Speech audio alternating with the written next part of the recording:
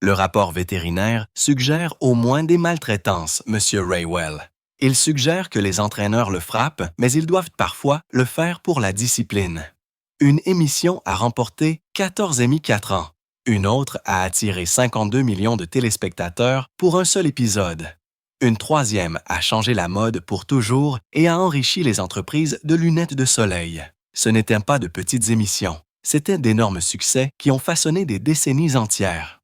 Pourtant, d'une manière ou d'une autre, elles ont été effacées de l'histoire de la télévision. Aujourd'hui, la plupart des gens ne peuvent même pas les nommer, mais leurs histoires révèlent la sombre vérité sur le fonctionnement réel de la télévision. Picket Fences.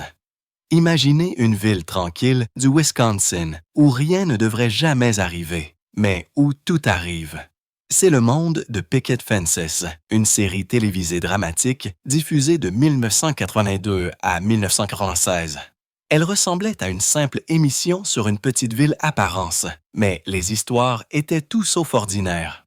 Chaque semaine, quelque chose de bizarre ébranlait la ville de Rome. Des vaches donnaient naissance à des bébés humains. Des gens s'enflammaient. Les salles bourses d'audience se transformaient théâtre de chaos et les juges locaux semblaient inventer leurs propres lois. Au centre de tout cela, il y avait le shérif Jimmy Brock et sa femme, le Dr. Jill Brock, élevant une famille tout empêchant la ville de s'effondrer. La distribution des rôles secondaires rendait les choses encore plus étranges. Il y avait un avocat bruyant et imprévisible qui refusait d'entendre les confessions. Des médecins légistes suppliaient de porter des armes, et Zelda Rubinstein, connue pour Poltergeist, travaillait comme répartitrice de la police. Chaque personnage ajoutait une couche d'étrangeté qui rendait la ville inoubliable. Même avec tous ces moments étranges, l'émission a été prise au sérieux. Picket Fences n'était pas seulement populaire auprès des critiques. Elle a dominé la saison des récompenses. Seulement 4 ans, elle a remporté 14 Primetime Emmy Awards. Elle a remporté 2 fois le prix de la meilleure série dramatique. Kathy Baker a remporté 3 Emmy pour son rôle. Ray Walston et d'autres ont également remporté des prix d'interprétation. Lors de la 45e cérémonie des Emmy Awards, l'émission a choqué tout le monde, battant Northern Exposure, même si elle avait moins de nominations. Au total, 88 épisodes ont été diffusés entre le 18 septembre 1992 et le 26 juin 1996. La série a remporté 30 prix et a reçu 60 nominations, dont des Emmy, un Golden Globe et un Humanitas Prize. Malgré tout cela, son classement Nielsen de 1993 était un 80e décevant. À son apogée, elle n'a atteint que la 61e place. Mais ce qui distinguait vraiment Picket Fences, c'était ses thèmes. Elle abordait des sujets que d'autres émissions avaient trop peur d'aborder. Avortement, racisme, homosexualité, polygamie, viol lors d'un rendez-vous. Elle a traité chaque sujet bien avant que la plupart des émissions de télévision ne tentent même de le faire. Alors, pourquoi a-t-elle disparu de la mémoire du public? Pour commencer, CBS l'a diffusée le vendredi soir, une plage horaire connue pour tuer même les meilleures émissions. Les jeunes téléspectateurs et les adultes actifs l'ont souvent manqué, et les codes d'écoute n'ont jamais correspondu à la qualité de l'écriture. Ensuite, il y avait le ton. Ce n'était pas un drame clair ou une comédie claire. Ce n'était pas une série policière ou un feuilleton. C'était quelque chose entre les deux, et cela a peut-être été trop étrange pour la plupart des gens. Alors que Twin Peaks a trouvé un public culte, Picket Fences a eu du mal à trouver sa place. Le coup de grâce est venu du temps lui-même. Les DVD étaient difficiles à trouver. Elles n'apparaissaient pas sur les plateformes de streaming. Et contrairement à d'autres émissions de David E. Kelley comme Ali Maciel ou Big Little Lies, elle n'a jamais été relancée. Elle n'est presque jamais mentionnée lorsque les gens parlent des meilleures ou des plus importantes émissions de télévision. Coach. Personne ne pensait que l'émission Coach tomberait dans l'oubli. C'était l'un des plus grands succès de la télévision de la décennie. Les gens la regardaient chaque semaine, riaient avec les personnages et la considéraient comme faisant partie de leur routine. Pendant près d'une décennie, elle avait tout pour plaire. Une distribution solide, une histoire solide et des millions de fans. L'émission a commencé le 28 février 1949 et s'est terminée le 14 mai 1997. Elle a duré 9 saisons avec un total de 200 épisodes. C'est une course impressionnante, même selon les normes d'aujourd'hui. L'histoire suivait Hayden Fox, joué par Craig T. Nelson. Il était un entraîneur de football universitaire, bruyant et rude pour l'Université d'État du Minnesota. Mais l'émission ne portait pas seulement sur le football. Elle se concentrait également sur sa vie personnelle, sa relation avec sa fille, ses luttes amoureuses et sa vie quotidienne chaotique. Elle avait un mélange d'humour et de cœur qui permettait aux gens de s'y connecter. Au cours des 2 dernières saisons, l'émission a pris une décision audacieuse. Les personnages ont laissé le football universitaire derrière eux et ont rejoint le monde professionnel. Ils ont commencé à entraîner les Orlando Breakers, une équipe fictive de la NFL. Ce genre de changement était rare pour les sitcoms. La plupart des émissions se tiennent à une seule formule, mais Coach a pris une chance et a changé de direction tout conservant le même cœur. Les chiffres étaient énormes. L'émission figurait souvent parmi les 20 émissions les plus regardées à la télévision. Lors d'une seule saison, sa finale a attiré plus de 27 millions de téléspectateurs.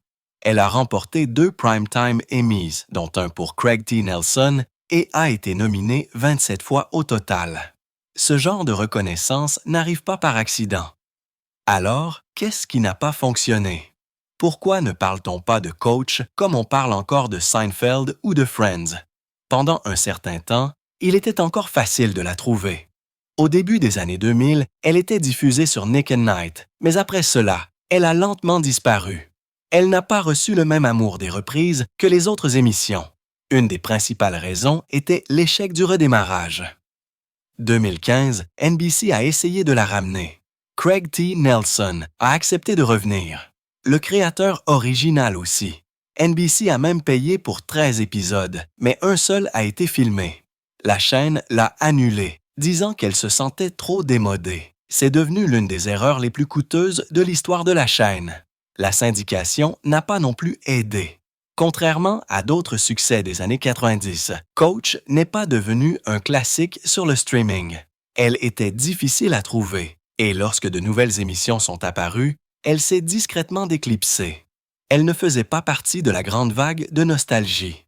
Des émissions comme Cheers, The Fresh Prince of Bel-Air et Friends ont attiré toute l'attention. Même si Coach avait le même genre de parcours et a remporté des prix importants, son thème sportif n'a peut-être pas accroché la prochaine génération de téléspectateurs. C'est étrange de penser qu'une émission aussi importante puisse simplement disparaître. À un moment donné, Coach était partout. Aujourd'hui, elle est classée et c'est classé comme la 331e émission de télévision la plus populaire de tous les temps. C'est une énorme chute par rapport à sa position d'antan. Mais pour les gens qui l'ont regardée, l'émission signifie toujours quelque chose. Northern Exposure. Au cours de l'été 1990, une étrange petite émission est apparue à la télévision. Elle emmenait les téléspectateurs dans une ville fictive d'Alaska appelée Sicily. La ville ne comptait que 215 habitants, mais c'était certains des personnages les plus uniques jamais vus à la télévision. Au centre de l'histoire se trouvait le Dr. Joel Fleshman, un médecin nerveux de New York. Il s'attendait à travailler dans un hôpital moderne à Anchorage, mais il s'est retrouvé coincé dans ce village isolé, guise de remboursement d'un prêt d'études de médecine. Ce qui a suivi ne ressemblait à rien de ce qu'il avait imaginé. Cicely n'était pas normale. Sa réceptionniste, Marilyn, parlait rarement. Elle se contentait de le regarder calmement. L'homme le plus riche de la ville était Maurice, un astronaute à la retraite qui possédait la moitié de l'endroit et aimait donner des ordres à tout le monde. Il y avait aussi Chris, un animateur de radio qui sonnait comme un poète et citait souvent des penseurs profonds comme Carl Jung. Maggie, la pilote de Bruce, avait une longue série de petits amis morts. Chaque habitant avait sa propre histoire étrange et d'une manière ou d'une autre, ils avaient tous un sens ensemble. L'émission mélangeait un humour étrange avec une profondeur émotionnelle. On avait l'impression que c'était à la fois une comédie, un drame et quelque chose d'autre. Les gens l'ont adoré. Lors de sa troisième saison, l'émission avait une moyenne de 16,3 points de cote d'écoute et un épisode a été regardé par 26 millions de personnes. C'est presque un Américain sur 9 à l'époque. Au fil des ans, elle a remporté 27 prix importants, dont 2 Golden Globes de la meilleure série dramatique et un Emmy de la meilleure série dramatique. Elle est restée dans le top 20 des émissions de télévision pendant 3 années consécutives. L'écriture était si respectée que la Guilde des écrivains l'a ensuite nommée l'une des 101 meilleures émissions écrites de tous les temps. Elle abordait des sujets comme la race, l'identité de genre, la vie des Amérindiens et ce que signifie se sentir perdu dans un monde qui ne suit pas les règles normales. Mais aussi vite qu'elle s'est élevée, elle a commencé à tomber. Une Chrono 5, seulement 5 ans après ses débuts, Northern Exposure était déjà en train de disparaître. Cela a commencé lorsque la chaîne CBS l'a déplacée de sa plage horaire populaire du lundi soir à une autre soirée. Personne ne savait vraiment pourquoi. Ce seul changement a réduit de moitié ses cotes d'écoute 6 mois. Puis Rob Marrero, l'acteur principal, est parti pour poursuivre une carrière au cinéma. CBS a commencé à faire rebondir l'émission dans la programmation. Elle a été retirée de l'antenne pendant les périodes de cotes d'écoute clés, puis ramenée, puis retirée à nouveau. Les gens ont perdu le fil de quand elle était diffusée. Les cotes d'écoute sont passées d'une part de 21 à une part de 16. Cela signifiait qu'environ 5 millions de téléspectateurs ont disparu. Même après sa fin, les gens ne pouvaient pas facilement la revoir. L'émission utilisait beaucoup de musique rare des années 50, 60 et 70. L'obtention des droits sur cette musique était coûteuse. Ainsi, l'émission n'a pas pu sortir DVD ou streaming pendant longtemps. Même lorsqu'elle est finalement arrivée streaming 2024, de nombreuses chansons originales ont été supprimées ou modifiées. Cela a gâché l'ambiance pour les fans qui se souvenaient de la façon dont la musique s'intégrait parfaitement. Perfect Strangers. Perfect Strangers a commencé mars 1986 et a duré jusqu'août 1993. Elle racontait l'histoire de 2 cousins qui ne pouvaient pas être plus différents. Larry était un type sérieux du Midwest. Balky était un berger joyeux d'une île inventée appelée Mypose. Il parlait un anglais approximatif et apportait une innocence naïve à chaque instant. L'émission se concentrait sur leur vie quotidienne ensemble. De l'ouverture d'un compte d'un compte bancaire à la découverte des croustilles, chaque petite chose se transformait quelque chose de grand. Alors que la plupart des sitcoms de la fin des années 80 reposaient sur le sarcasme et les répliques cinglantes, celle-ci s'appuyait sur la comédie physique, le cœur et un sens du plaisir à l'ancienne. Lors de sa première diffusion, ce fut un succès surprise.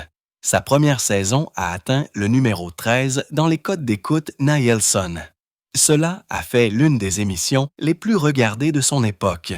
ABC lui a donné une place de choix dans sa programmation de comédie du vendredi soir, connue sous le nom de TGIF. Cette programmation allait façonner l'enfance de millions de personnes. Lorsque l'émission s'est terminée 1993, elle a encore attiré 15 millions de foyers. C'était suffisant pour la mettre au numéro 11 des cotes d'écoute cette semaine-là. Pas mal pour une dernière révérence.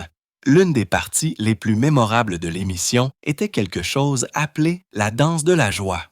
C'était une danse bruyante, idiote et joyeuse que les cousins faisaient lorsque quelque chose allait bien. Des coups de pied, des sauts, des applaudissements et des cris. C'était un mélange de joie et de folie. À la fin de la saison 1, c'est devenu une chose régulière. Et dans la vie réelle, elle a également pris de l'ampleur. Les gens faisaient la danse de la joie à l'école, lors de fêtes et même lors d'événements sportifs. L'humour n'était pas seulement à la télévision. Il a fait irruption dans le monde réel. L'émission a duré plus de 150 épisodes sur 8 saisons. La plupart de ces années, El Estraje est restée dans le top 30 des cotes d'écoute. Lors de la dernière saison, elle est même grimpée dans le top 20. C'est rare pour une sitcom aussi tard dans sa diffusion. Les stars, Bronson Pinchot et Mark Linn-Baker, avaient une chimie qui était facile à voir. Lors du dernier enregistrement, le public direct était tellement ému qu'il a pleuré pendant le rappel. Mais l'impact de l'émission ne s'est pas arrêté là. Elle a aidé à lancer une autre sitcom énorme, Family Matters. Cette émission a commencé comme une retombée, reprenant certains des mêmes scénaristes et même des idées d'intrigue.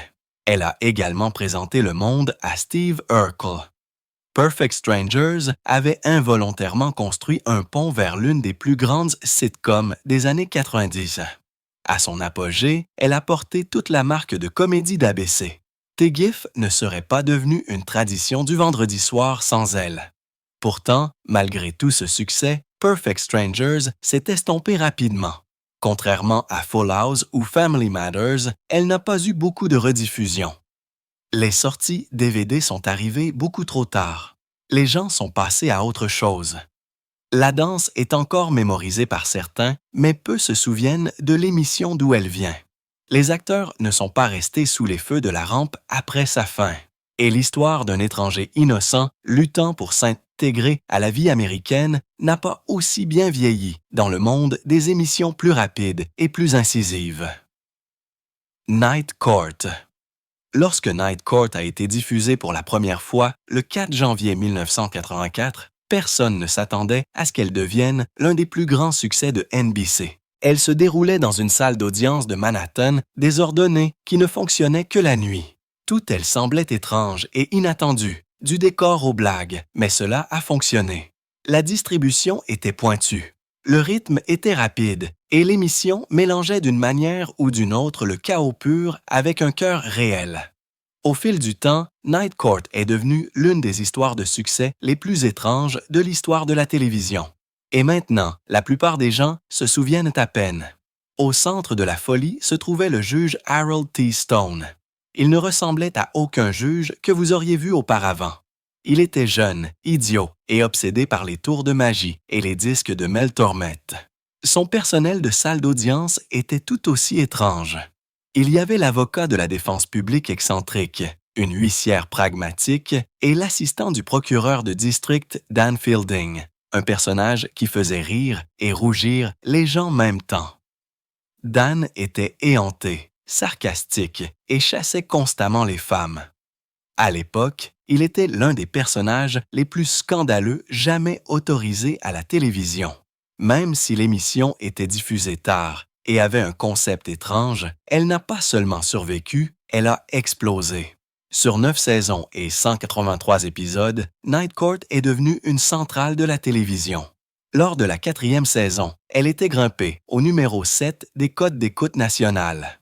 Elle a obtenu un score Nielsen de 23,2, ce qui signifiait que près d'un téléviseur sur 4 était syntonisé pendant sa plage horaire. C'est une part d'audience plus importante que la plupart des émissions à succès obtiennent aujourd'hui. Et puis, il y a eu les prix. John Larrett, qui jouait Dan Fielding, a remporté l'Emmy du meilleur acteur de soutien dans une série comique, 4 années de suite, de 1935 à 1948. 1949, il a fait dire aux électeurs d'arrêter de le choisir. Personne d'autre n'a jamais remporté autant de suites dans cette catégorie. L'émission a obtenu 31 nominations aux Emmy au total et a remporté 7. Sa portée est allée bien au-delà des États-Unis. Night Court a été diffusée Allemagne, Italie, Espagne, au Canada, Nouvelle-Zélande et Australie. Puis, presque du jour au lendemain, tout s'est effondré. Au cours de la saison 1991 à 1992, l'émission est sortie du top 40. L'audience a chuté à moins de la moitié de ce qu'elle avait été à son apogée. La distribution a commencé à changer. Les scénaristes se sont épuisés. Le 31 mai 1992, l'émission a diffusé discrètement son dernier épisode. Il n'y a pas eu de grand départ, pas d'événement télévisé, pas d'hommage sincère. Elle s'est juste terminée. Les rediffusions n'ont pas duré longtemps. Alors que d'autres sitcoms des années 80 comme Cheers et The Golden Girls sont restées populaires dans la syndication, Night Court s'est éclipsée. Elle est apparue de temps en temps sur des chaînes câblées de niche ou lors de marathons occasionnels, mais elle n'est jamais devenue une partie régulière du circuit de nostalgie. Empty Nest, octobre 1988. Une nouvelle sitcom a fait discrètement ses débuts sur NBC. Elle s'appelait Empty Nest. Et bien qu'elle ait commencé comme une retombée de The Golden Girls, déjà populaire, elle a rapidement pris sa propre vie. L'histoire suivait le Dr. Harry Weston, un pédiatre veuf vivant à Miami juste au moment où il pensait avoir la maison pour lui tout seul. Ses 2 filles adultes sont revenues vivre chez lui. Carol était anxieuse et émotive, tandis que Barbara était une policière dure et pragmatique. Leurs personnalités s'affrontaient constamment et la maison n'était jamais calme. Ajoutez à cela le chien de la famille, Dreyfus, leur voisin excentrique, Charlie, et l'infirmière à la langue acérée, Leverne. Et soudain, cette maison vide ne semblait plus si vide. L'émission était plus qu'une simple comédie légère. Bien qu'elle partageait le cadre de Miami avec The Golden Girls et qu'elle avait parfois des épisodes croisés, Empty Nest abordait des problèmes plus profonds. Un épisode traitait de l'euthanasie. Un autre se penchait sur la maladie d'Alzheimer. Ce n'étaient pas des sujets typiques pour une sitcom aux heures de grande écoute à la fin des années 80 et au début des années 90, mais les scénaristes les ont mélangés avec des moments d'humour, de chaleur et des performances sincères, particuliers de Richard Mulligan, qui a joué Harry Weston avec un mélange de gentillesse et de frustration tranquille. Son travail dans l'émission lui a valu un Emmy, et de nombreux fans ont estimé qu'il était le cœur de la série. Ce que beaucoup de gens ne réalisent pas, ça n'y réalise pas, c'est à quel point Empty Nest était populaire dans ses premières années. Au cours de sa toute première saison 1988 et 1989, elle est devenue la 9e émission la plus regardée Amérique. Cela signifie que près d'un foyer sur 5 avec un téléviseur la regardait. Lors de sa 2e saison, elle est restée à la même place, battant même The Golden Girls dans les codes d'écoute des rediffusions, ce qui était presque inouï. Lors de la 3e saison, elle a grimpé encore plus haut, atteignant le numéro 7. Cela l'a placée aux côtés d'émissions comme America's Funniest Home Videos, Murphy Brown et Magnum P.I. Des millions de personnes se sont syntonisées chaque semaine.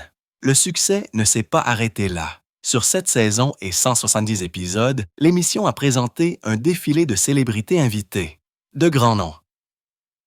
Comme Angie Tyler, Angie Dickinson, Morgan Fairchild et Bobcat Goldthwait sont tous apparus.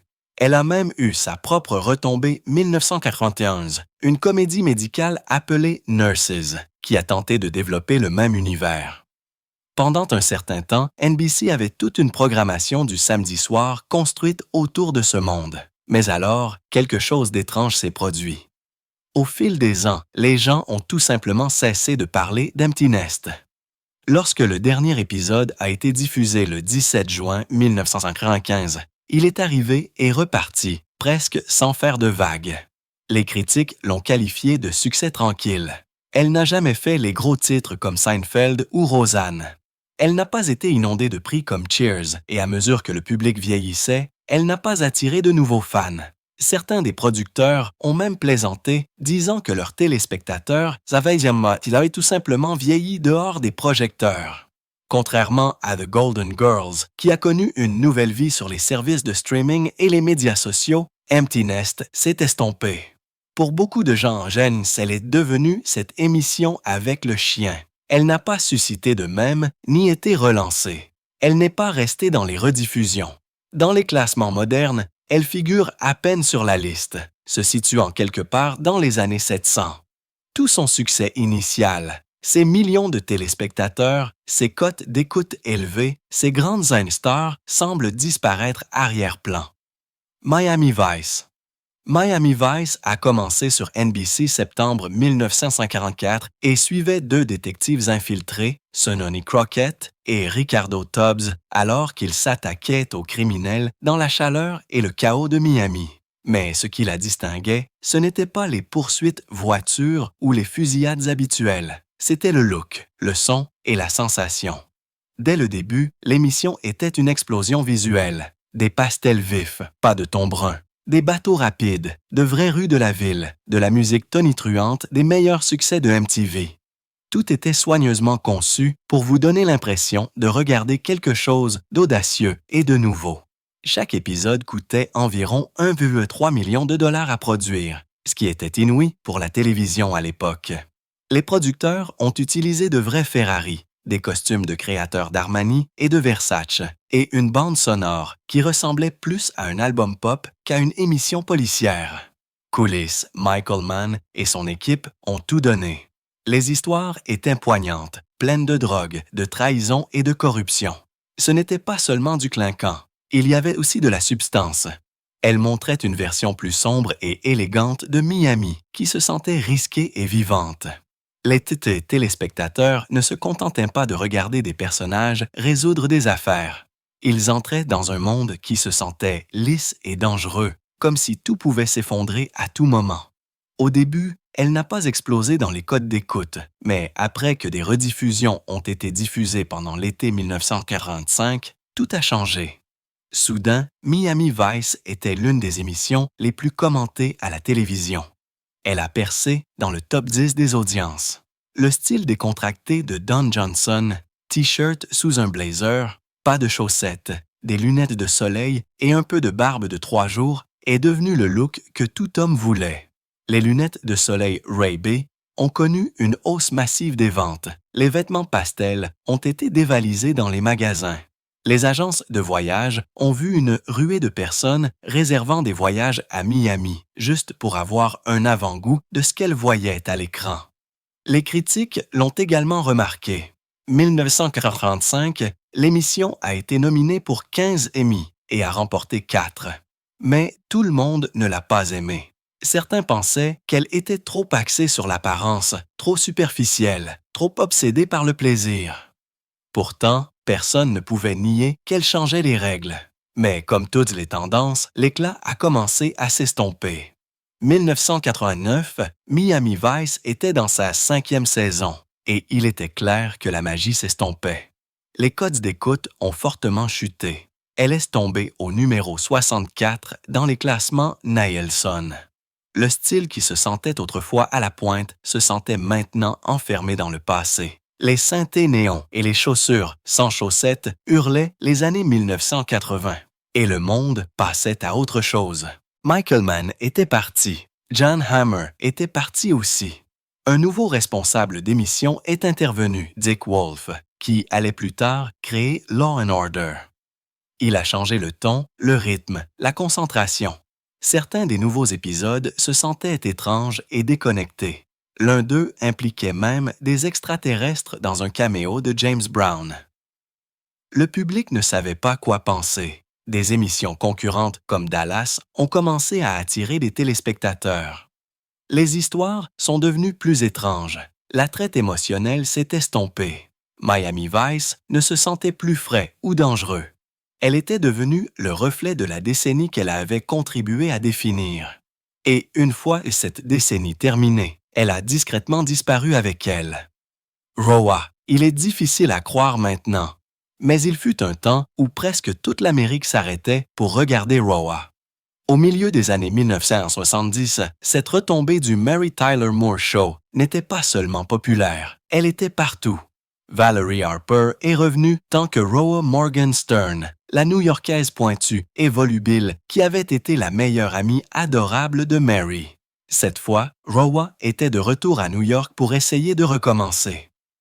Elle a emménagé avec sa sœur Brenda, jouée par Julie Kavner, et a presque immédiatement rencontré Joe Gerard, un homme robuste et silencieux joué par David Groh. Leur chimie a été instantanée. L'émission s'est appuyée sur l'humour effronté et l'honnêteté émotionnelle de Roa. Elle était audacieuse, bruyante, juive et ne prétendait pas être autre chose. Ce genre de personnage n'était pas courant à la télévision à l'époque. Elle était à la fois drôle et douloureusement réelle. Puis est venu le mariage. Le 28 octobre 1974, à peine quelques semaines après le début de la première saison, CBS a diffusé un épisode spécial d'une heure où Roa épousait Joe. Plus de 52 millions de personnes l'ont regardé. Ce nombre semble toujours irréel. C'était l'épisode de télévision le plus regardé de la décennie jusqu'à l'arrivée de Roots, 1977. Pour mettre cela contexte, plus de la moitié de la population du pays qui regardait la télévision s'est syntonisée. L'épisode a même battu Monday Night Football dans les codes d'écoute. Howard Castle a plaisanté pendant l'émission qu'il n'avait pas été invité au mariage de Roa, sachant exactement pourquoi tant de personnes passaient à CBS. C'était plus que de la simple télévision. Partout au pays, les gens ont organisé des soirées de visionnage. Les fans ont envoyé de vrais cadeaux de mariage à CBS comme si Roa et Joe étaient un vrai couple. Certaines familles se sont garées sur les autoroutes pour s'enregistrer dans un motel avec des téléviseurs. D'autres ont annulé des plans de dîner. Vogue a écrit sur la façon dont les gens ont réorganisé leur vie juste pour être à la maison à temps. Le seul épisode à l'avoir jamais surpassé était celui où Lucy a donné naissance au petit Ricky, 1953. Mais juste au moment où Roa semblait imparable, tout a commencé à s'effondrer. Lors de la 3e saison, les 6 scénaristes ont pris une décision audacieuse. Roa et Joe se sont séparés. L'idée était d'explorer un côté plus réaliste des relations, mais le public ne voulait pas de réalité. Il était tombé amoureux du conte de fées. Les codes d'écoute ont chuté presque immédiatement. Le ton chaleureux et drôle des 2 premières saisons a cédé la place à quelque chose de plus froid et de plus triste. Rhoda était à nouveau célibataire et de nombreux téléspectateurs ne voulaient pas la suivre à nouveau sur cette voie. Les problèmes ne se sont pas arrêtés là. CBS a recommencé à modifier la plage horaire de l'émission à maintes reprises. 4 ans, elle a été déplacée 6 fois. Même les fans dévoués ont perdu le fil du moment où il fallait la regarder. Lors de la dernière saison, les codes d'écoute s'étaient effondrés. Roa s'est classé 95e sur 114 émissions. Certains épisodes n'ont même pas été diffusés lors de la diffusion originale. Ils ont été discrètement mis de côté et n'ont été diffusés que plus tard lors de rediffusions, longtemps après que la plupart des téléspectateurs soient passés à autre chose. L'héritage s'est estompé tout aussi rapidement. L'émission a remporté 2 Emmy et 2 Golden Globes. Valerie Harper a été célébrée. Julie Kavner a continué à faire la voix de Marge Simpson. Mais malgré tout le talent impliqué, Roa a surtout été mémorisée pour un moment parfait, le mariage. Il a brûlé si intensément que tout ce qui a suivi a ressemblé à une ombre. Aujourd'hui, elle est à peine mentionnée dans les conversations sur les grandes sitcoms. Et pourtant, pour une nuit 1974, Roto n'était pas que de la télévision.